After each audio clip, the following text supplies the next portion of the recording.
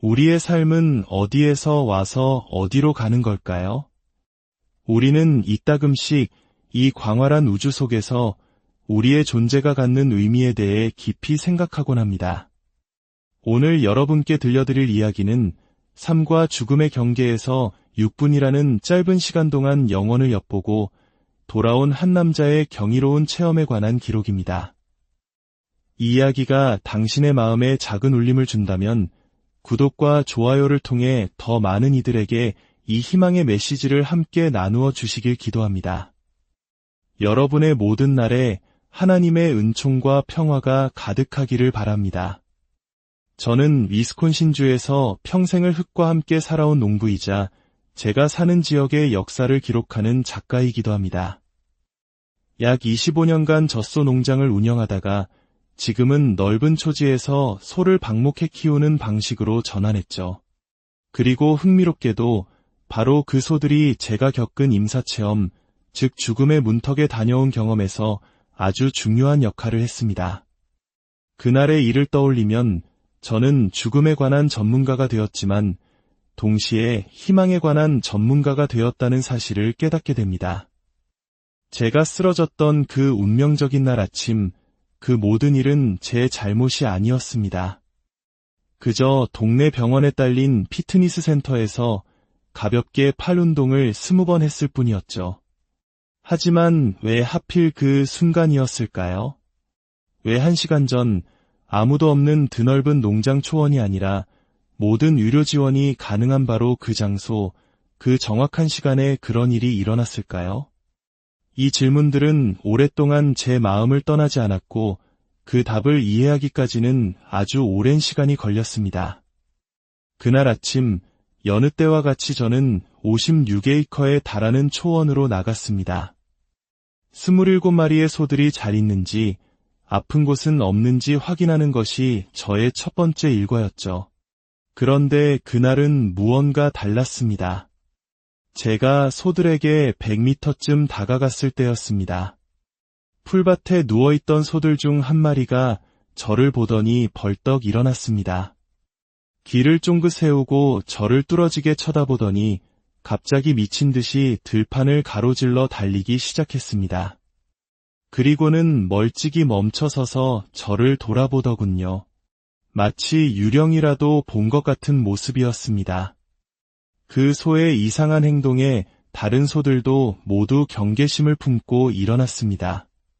그리고는 약속이라도 한 듯 저를 쳐다보며 처음 도망친 소의 곁으로 달려가 멈춰섰습니다. 27마리의 소들이 모두 저를 바라보고 있었습니다. 마치 제게 뭔가 큰 문제가 생겼다고 말하는 것 같았죠. 바로 전날만 해도 제가 그들 사이를 거닐며 등을 긁어주어도 태연히 풀을 뜯던 녀석들이었습니다. 그날 아침의 기묘한 분위기를 저는 도무지 이해할 수 없었습니다. 일단 소들이 무사한 것을 확인했기에 저는 발길을 돌려 집으로 돌아왔습니다. 그날은 시내 정비소에 자동차 타이어를 교체하기로 예약이 되어 있었습니다. 옷을 갈아입고 차를 몰아 마을로 향했죠. 그런데 약속 시간보다 너무 일찍 도착했다는 것을 깨달았습니다. 그때 제 앞에 갈림길이 나타났습니다. 오른쪽으로 가면 타이어를 교체할 정비소였고 왼쪽으로 가면 병원의 피트니스 센터였습니다. 저는 약속 시간까지 운동이나 하자는 생각으로 핸들을 왼쪽으로 꺾었습니다. 주차를 하고 옷을 갈아입고 직원과 인사를 나눈 뒤 스트레칭을 시작했습니다. 그리고 팔운동 기구에 앉았죠. 직원이 다가와 자세를 교정해 주었고 저는 20번의 운동을 마쳤습니다. 그리고 벤치 옆에 일어서는 순간 제 인생에서 가장 이상한 일이 일어났습니다. 양쪽 팔뚝이 찌릿찌릿 저려오는 것을 느끼고 아래를 내려다보았습니다. 마치 팔을 베고 누웠다가 일어났을 때 피가 다시 통하면서 느껴지는 그런 감각이었습니다. 양팔이 모두 그런 느낌이었고 그것이 제가 기억하는 이 세상에서의 마지막 순간이었습니다. 저는 제가 쓰러졌다는 사실조차 인지하지 못했습니다. 한순간 저는 운동기구 벤치 옆에 서 있었지만 다음 순간 저는 완전히 그곳은 인간의 언어로는 도저히 설명할 수 없는 곳이었습니다. 모든 생각과 개념들이 말을 통하지 않고 즉각적으로 전달되는 세계였죠. 그래서 지금 제가 여러분께 드리는 이 설명은 저는 마치 뗏목 위에 누워 떠다니는 것 같았습니다. 하지만 저를 떠받치고 있는 것은 물의 파도가 아니었습니다. 그것은 순수한 에너지의 파동이었습니다. 그 파동은 끊임없이 제게 다가왔고 놀랍게도 제 몸을 그대로 통과해 지나갔습니다. 저는 아직 제 육신을 떠났다는 사실을 깨닫지 못한 채 그저 그 상황이 무척 흥미롭다고 생각했습니다. 다가오는 에너지의 파동은 사랑과 환영, 그리고 온전한 수용의 감정이었습니다. 저는 마치 오랫동안 떠나있던 집에 돌아온 듯한 완벽한 평온함과 안락함을 느꼈습니다. 제 육신이 피트니스 센터 바닥에 차갑게 식어가고 있다는 사실은 까맣게 잊은 채 그저 압도적인 따스함과 사랑에 휩싸여 있었습니다. 그리고 제가 고개를 들어 앞을 보았을 때 저는 그것을 보았습니다. 거대하다는 단어로는 턱없이 부족한 황금빛을 띈 붉은색의 구체였습니다. 살아있는 것처럼 고동치는 그 구체는 제가 있던 공간 전체를 가득 채우는 그 에너지는 저뿐만 아니라 제 위, 아래, 양옆의 모든 공간을 통과하며 퍼져나갔습니다. 그 황금빛 근원에서는 마치 불꽃놀이나 반딧불처럼 작은 불꽃들이 사방으로 뿜어져 나오고 있었습니다. 제 눈앞의 차원을 가득 메운 그 장엄한 광경 앞에서 인간의 마음으로 상상할 수 있는 모든 크기의 개념은 무의미해졌습니다. 저는 그 작은 불꽃들이 각각의 에너지이자 독립된 개체이며 어떤 형태의 생명체라는 것을 직감적으로 알았습니다. 그들은 모두 다른 방향으로 나아가고 있었죠. 그 순간 그리고 제가 본 것은 무한한 차원과 우주들이었습니다. 그것들은 영원한 공간 속에 서로 나란히 매달려 있었습니다. 비유를 들어 설명하자면 이렇습니다. 우리가 알고 있는 이 우주, 모든 행성, 항성계, 은하, 그리고 광활한 빈 공간까지 이 모든 것을 한 장의 종이처럼 압축해서 영원의 공간에 매달아 놓는다고 상상해 보십시오. 그리고 그 옆에 또 다른 우주를, 그 옆에 또 다른 우주를 위로, 아래로, 양옆으로 끝없이 펼쳐놓는 것입니다. 그 수많은 차원과 우주들은 각각 에너지로 된 그 순간 저는 깨달았습니다. 누가 말해주지 않아도 알 수 있었습니다. 제가 보고 있는 것이 바로 모든 창조의 근원이라는 것을요.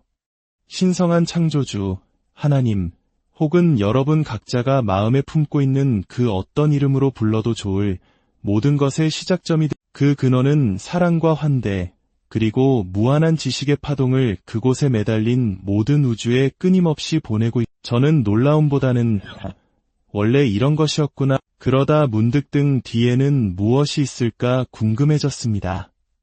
제가 뒤를 돌아본 순간 저는 무한 그 자체를 보았습니다.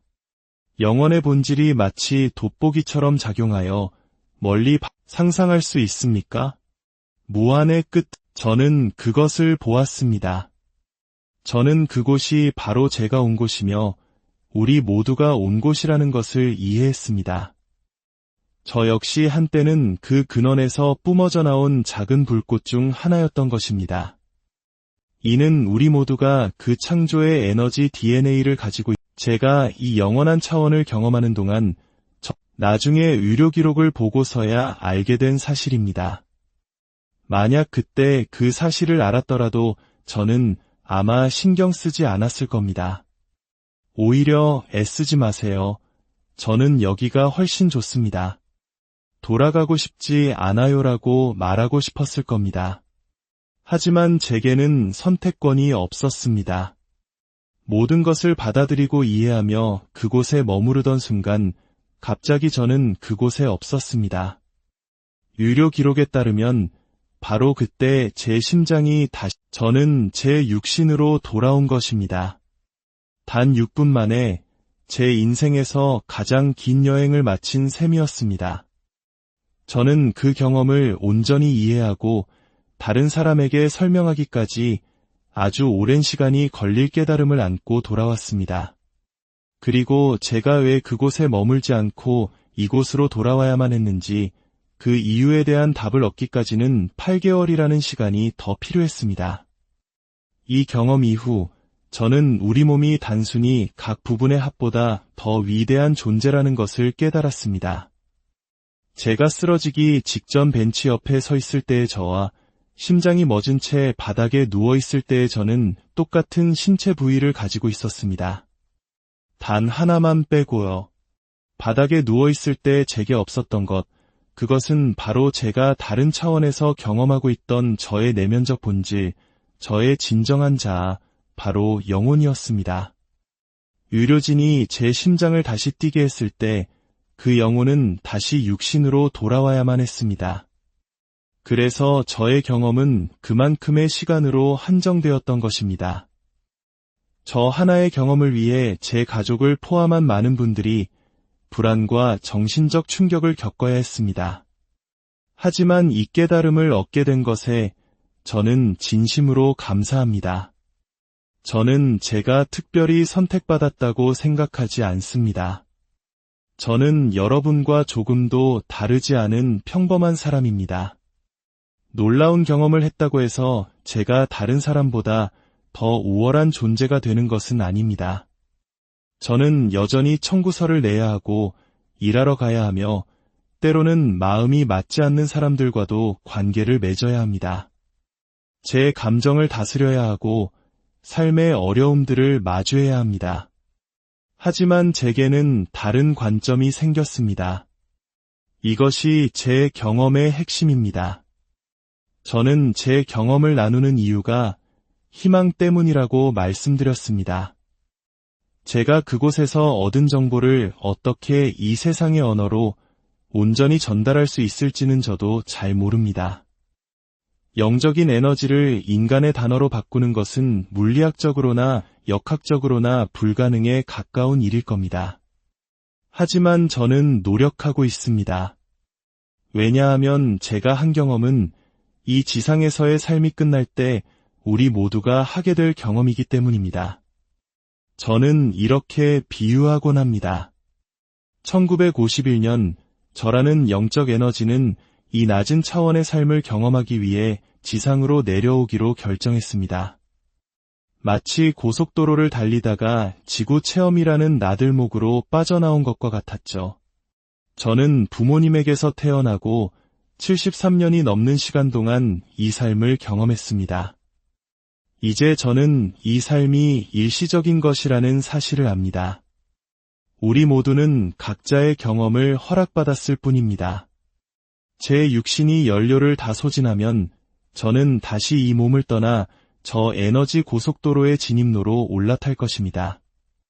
그리고 수많은 차원 중 어딘가에서 또 다른 경험을 향해 나아갈 것입니다. 그것이 무엇일지는 모르지만 분명 멋진 경험일 겁니다. 그것은 영원히 계속되는 제 영혼의 배움의 과정 일부이니까요. 시작과 끝에 익숙한 인간의 마음으로 영원이라는 개념을 완전히 이해하기는 어렵습니다.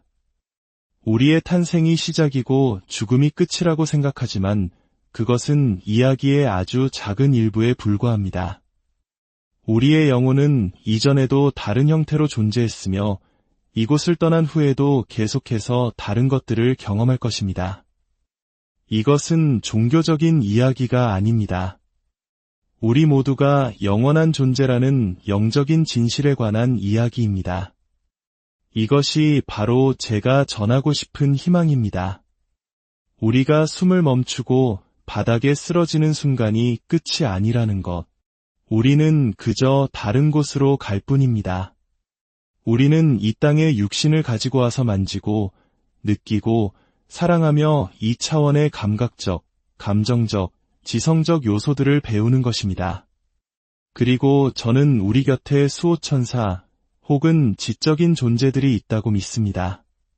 그들은 우리에게 무엇을 하라고 지시하지는 않지만 선택의 기회를 제공한다고 생각합니다. 그날 아침, 제게는 오른쪽으로 갈 기회와 왼쪽으로 갈 기회가 있었습니다. 저는 왼쪽으로 가는 기회를 선택했고, 그 선택 덕분에 저를 구해줄 충분한 사람들이 주변에 있을 수 있었습니다. 만약 1시간 일찍 초원에서 쓰러졌다면 아무도 저를 발견하지 못했을 겁니다. 제가 왜 돌아왔는지에 대한 답은 8개월 후에야 찾아왔습니다. 퇴원 후 저는 심장약 부작용으로 매일 무기력하고 지쳐 있었습니다. 아내는 제가 혼자 외출하는 것을 걱정했고 직장에 다니면서도 집에 돌아왔을 때 저를 발견하게 될까 봐 늘 마음을 졸였습니다.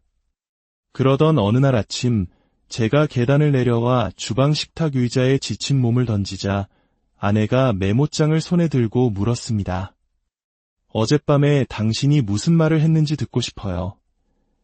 저는 아무 말도 한 기억이 없다고 했지만 아내는 제가 잠결에 무언가 중얼거렸다고 했습니다. 아내의 말에 따르면 저는 침대에 벌떡 일어나 앉아 알아들을 수 없는 말들을 중얼거렸다고 합니다. 그러다 갑자기 고개를 좌우로 흔들며 믿을 수 없어 라고 반복해서 말했다고 합니다. 아침에 아내가 제게 물었습니다. 무엇을 믿을 수 없다는 거였어요. 그러자 아내는 제가 했던 말을 그대로 전해주었습니다. 내가 돌아온 이유를 말해줬어. 아내는 되물었습니다. 그 이유가 뭐였는데요? 그리고 아내는 제가 했던 마지막 말을 들려주었습니다. 내가 돌아온 이유는 희망이 없다고 믿는 사람들, 희망이 이제는 더 이상 존재하지 않는다고 생각하는 사람들을 위한 희망의 통로가 되어야 한다는 말을 들었기 때문이야. 그 말을 하고 저는 다시 누워 잠이 들었다고 합니다. 아내에게 그 이야기를 전해 들은 순간 모든 것이 이해되었습니다. 모든 퍼즐 조각이 맞춰졌습니다.